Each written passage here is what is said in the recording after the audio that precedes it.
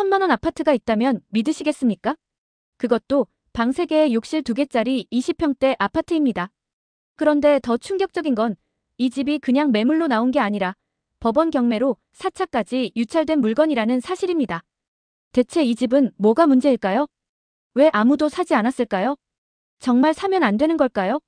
아니면 남들이 몰라서 안 산 숨은 진주일 수도 있는 걸까요?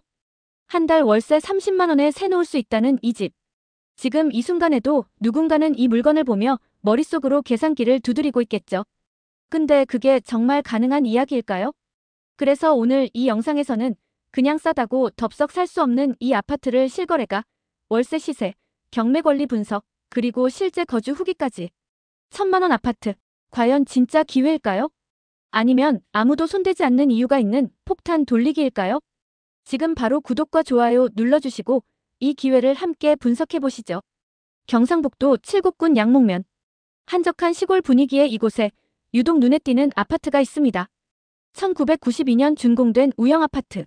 30년이 넘은 오래된 아파트지만 조용한 관심을 끌고 있는 곳이죠. 왜일까요? 이유는 단순합니다. 가격이 너무도 저렴하기 때문입니다. 2025년 4월 우영 아파트 5층 한 세대가 2,300만 원에 거래됐습니다. 같은 달 1층 세대는 3,550만 원에 매매되었죠. 이 아파트는 경매로도 진행되고 있는 물건입니다. 4차 입찰 기준 최저 입찰가는 1,097만 6천 원. 실제 낙찰만 된다면 1천만 원 초반대의 20평 아파트를 가질 수 있는 기회입니다. 그렇다면 이 집을 월세를 놓는다고 가정했을 때 수익률은 어떻게 될까요?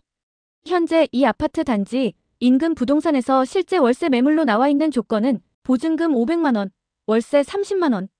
이 금액은 중개사무소 기준으로 확인된 실제 사례이며 물론 거래, 성사 여부와 세입자 유치 가능성은 별개의 문제입니다.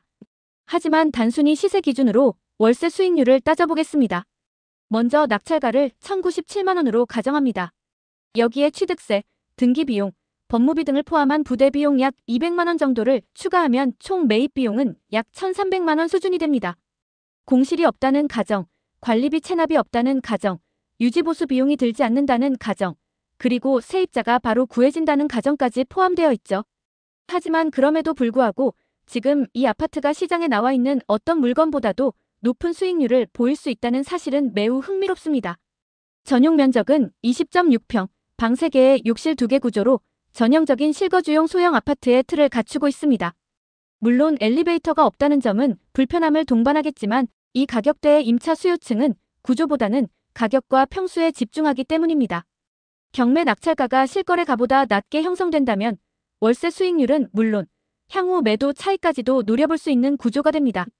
물론 이는 시장의 흐름과 수요, 그리고 지역의 개발 여부에 따라 달라지겠지만 그만큼 초기 투자금이 낮다는 점이 최대 장점입니다. 이어서 이 아파트가 왜 이렇게 싸졌는지, 경매는 어떻게 진행되고 있는지, 법적으로 안전한 매물인지를 하나씩 분석해 보겠습니다.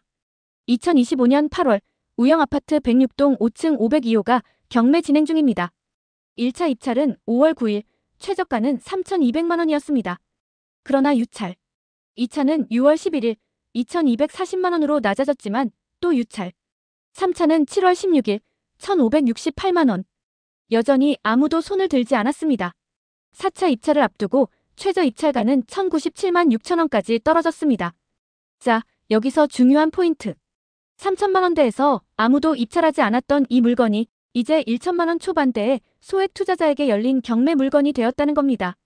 그럼 이 물건이 왜 이렇게까지 유찰되었을까요? 이유는 단순합니다. 입지와 노후와 지방 외곽, 그것도 읍단위 지역. 준공연도는 1992년. 엘리베이터가 없는 5층짜리 아파트에 교통도 다소 불편한 편이죠. 사람들이 꺼릴 만한 이유는 명확합니다. 하지만 역설적으로 이런 특징은 경쟁률을 낮추는 요소이기도 합니다.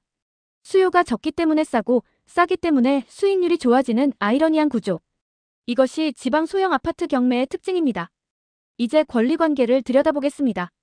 2024년 9월 23일 장 씨가 임의 경매를 신청한 기록이 등기부에 명시돼 있습니다. 하지만 흥미로운 건 그 이전에 이 부동산은 이미 여러 차례 소유권이 변경되었고 등기상으로 남아있는 실질적인 권리는 하나뿐이라는 점입니다. 1992년 6월 24일에 설정된 근저당권. 채권자 이름은 신협으로 보이며 그 금액은 780만 원입니다. 하지만 이 권리는 소멸 기준 권리 이전에 설정된 담보 물건이기 때문에 매각이 이루어지면 소멸될 가능성이 높습니다. 이 물건은 낙찰자 입장에서 인수할 권리가 사실상 없다는 것. 권리 분석상 아주 깔끔한 물건입니다. 그렇다면 세입자는 없을까요? 현황 조사서에 따르면 임차 내역은 조사되지 않았습니다. 다만 전입세대 확인 결과 해당 부동산에는 소유자와 그의 가족이 전입 중이라고 명시돼 있습니다. 즉, 실제로 거주하는 세대가 있긴 하지만 임대차 보호법상 보호받는 임차인은 없는 상태. 이건 매우 중요한 의미를 가집니다. 만약 낙찰을 받아 명도를 해야 하는 경우 보증금이 얽힌 복잡한 분쟁 없이 소유자와의 합의만 거치면 되기 때문입니다. 경매 매물에서 가장 까다로운 부분 중 하나인 명도 리스크가 낮은 상태라는 것이죠. 입찰 보증금은 최저 입찰가의 10%, 약 110만 원 수준. 소액으로도 참여 가능한 구조입니다. 이 물건이 왜 3번이나 유찰되었는가를 우리는 기억해야 합니다. 그만큼 입지적 리스크와 실거주 불편함이 있다는 뜻이기도 하니까요. 우영아파트. 경상북도 칠곡군 양목면 복성 15길에 위치해 있는 이 단지는 1992년에 지어진 5층짜리 아파트입니다. 총 190세대, 5개 동규모의 비교적 작은 단지입니다. 우선 위치부터 보겠습니다. 양목면 자체가 읍보다 더 작은 행정 단위인 만큼 도심처럼 촘촘한 상권이나 대중교통 인프라는 기대하기 어렵습니다. 그렇다면 실제로 얼마나 불편할까요? 이 아파트에서 가장 가까운 버스 정류장까지의 거리를 확인해 봅니다.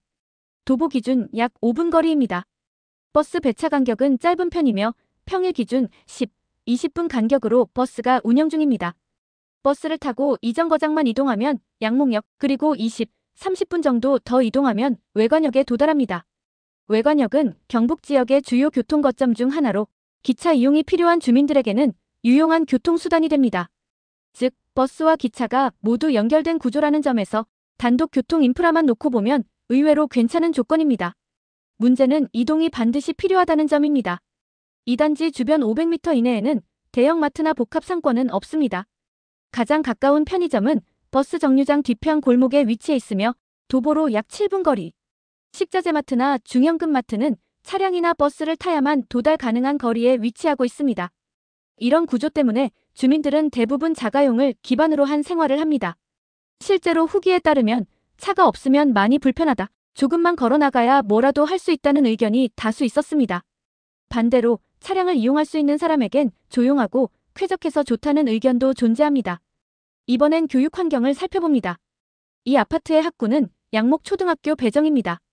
문제는 거리입니다. 도보 약 49분. 성인이 걸어도 40분이 넘는 거리라면 어린아이 혼자 등하교하긴 어렵습니다. 실제로는 학부모 차량이나 통학버스가 필요한 환경입니다. 이 역시 차량 의존도가 높다는 것을 방증합니다. 유치원이나 어린이집은 조금 더 가까운 편입니다. 단지에서 도보 9분 거리에 사립 유치원과 어린이집이 함께 운영되고 있으며 다양한 연령대의 아이들이 이용할 수 있습니다. 하지만 그 외 초중고등학교는 모두 차량 이동 거리라는 점을 감안해야 합니다. 생활 편의 시설은 어떨까요? 단지 주변에는 소형 식당, 이발소, 작은 마트들이 흩어져 있습니다. 하지만 대형 병원, 은행, 복합 쇼핑 시설 등은 없습니다. 가장 가까운 종합생활권은 약 10, 15분 차량 이동 거리인 외관읍 중심 상권입니다. 결국 이 아파트에서의 삶은 마을 단위의 조용한 일상, 차량 기반의 외부 이용이라는 형태로 정리할 수 있습니다.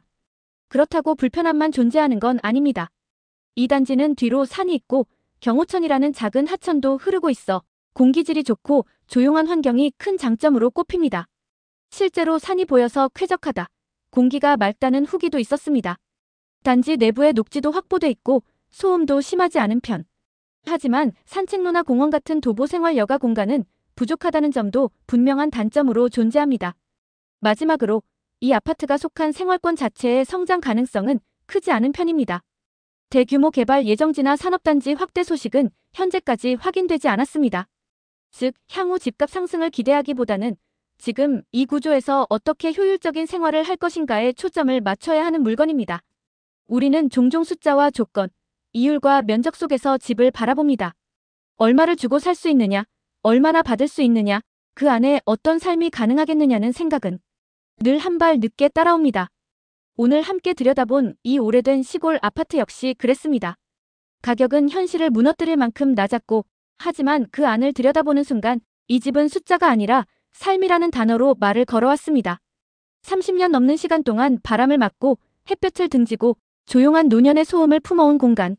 낡았지만 여전히 누군가의 일상이 있고, 싸지만 쉽게 살 수 없는 이유가 있습니다.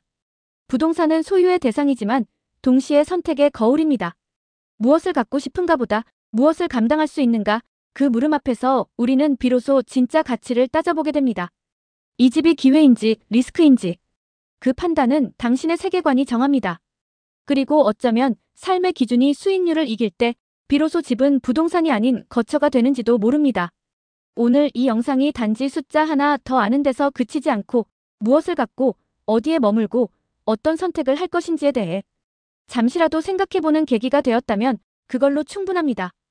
구독과 좋아요는 당신의 선택이지만 다음에도 삶을 숫자 너머에서 함께 바라보고 싶다면 한 번쯤 눌러주셔도 좋겠습니다. 시청해주셔서 감사합니다.